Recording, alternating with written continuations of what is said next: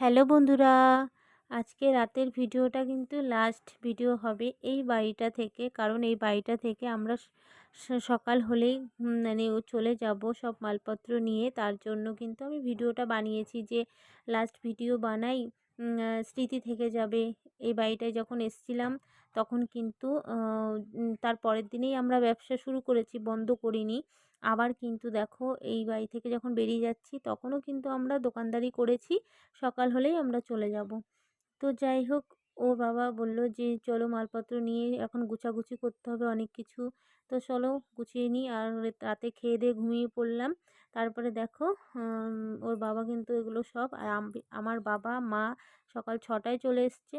এসে কিন্তু আর ভ্যান ঠিক করা ছিল, তো এবার সমস্ত মালপত্র নেওয়া হবে, সব বাইরে নিচ্ছে।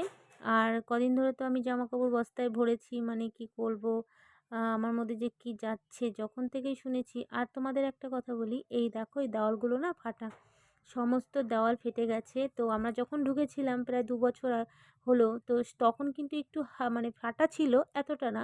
তো যত দিন যাচ্ছে দেখি ফাটাটা বেশি হচ্ছে, তো খসে খসেও পড়ছে, ঠিক আছে। তো তার জন্যই কিন্তু ভীষণ ভয় লাগে। তবুও বলেছিলাম আমরা আর একটা বছর থাকবো, তাহলে আমাদের অনেক সুবিধে হয়, যেহেতু আমাদের ব্যবসার জন্য আর একটা বছর থাকলে ভালো হতো। কারণ এই মালপত্র টেনে নিয়ে গিয়ে কোথাও আবার সেট করা, আবার করা, প্রচুর কষ্ট, প্রচুর চাপ। তারপরে আমাদের বিশেষ করে দোকান বন্ধ হবে, ওর জন্য না মানে খারাপ লাগছিল। একটা বছর কিন্তু ওনরা আমাদের শোনেনি, একটা বছরও থাকার কথা কি, মানে 2 মাসও থাকতে দেবে না।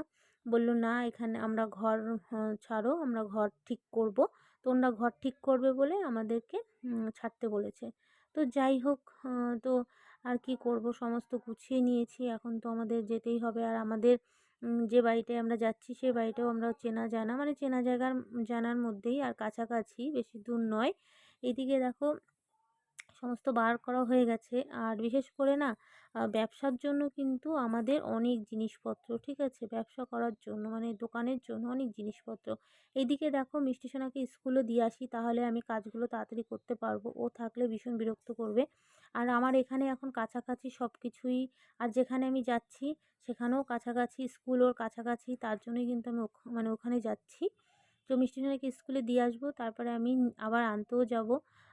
তো এখন প্রায় তো 8টা বাজে, সকাল 8টা, 8টা বাজেনি পুরোপুরি যে, তো আমি এখন বেরোবো ওকে নিয়ে, দিয়ে আবার চলে আসবো, আবার আনতে যাব। এইদিকে দেখো এক ভান নিয়ে গেছে মনে হয়, আর এইদিকে এটা নেবে। তো যাই হোক, এই দাদাটাকে ঠিক করা হয়েছে, তার সাথে ও বাবা মিলে করছে, তিনজনে টানাটানি করছে। এদিকে দেখো আমার অবস্থা, আমার দিকে দেখো। আমি কদিন ধরে যে এত টেনশন, এত চাপ, হ্যাঁ, দোকানের চাপ, তারপরে মিষ্টি সোনার স্কুল, মানে সমস্ত দিক দিয়ে মানে নিজের দিক না, মানে নিজেকে আর পাচ্ছি না। এতটাই শরীরটা খারাপ, তারপরে এতটাই টেনশন যে এত মালপত্র নিয়ে আমি কোথায় যাব, বা আবার ব্যবসাটার জন্য বিশেষ করে আমার থাকার কোনো মানে যে থাকবো বা কিছু, কিন্তু আমার সবচাইতে যে আমার ব্যবসাটা আমার 2-4 দিন বন্ধ হবে দোকানটা, সেটাই আমার একটা খারাপ লাগলো যে এতদিন বন্ধ করব। কোথাও বিশেষ করে আমাদের যাওয়া হয় না যে দোকানটা বন্ধ হবে বলে, কিন্তু দেখো এখন আমাদের 2-4 দিন দোকান বন্ধ থাকবে, ভীষণই খারাপ লাগছে। এবার এই মালপত্র টেনে নেওয়া, তারপরে ওর মানে মিষ্টি সোনার বাবার শরীরটা ভালো না, মিষ্টি সোনারও ভালো না, আমারও ভালো না, মানে আমাদের তিনজনের মধ্যে দিয়ে কী যাচ্ছে কদিন ধরে, আমরাই কি বলবো। তারপরে ও মানে দোকানটা, ওর বাবার বেশি খারাপ লাগে যে এক মানে দোকানটা বন্ধ হবে তার জন্য। তো যাই হোক, ওরা তো আর শুনলো না। তো আমরা চলেই এলাম। এই দেখো যা হয় ওর বাবা বলল সেটা ভালোর জন্যই হয়, ভগবান হয়তো ভালোর জন্যই করে। আর বিশেষ করে দেখো, ভাড়া বাড়ি থাকলে প্রচুর সমস্যা, প্রচুর জ্বালা যন্ত্রণা সহ্য করতে হবে, বা তাদেরও সহ্য করতে হবে বা আমাদেরও করতে হবে।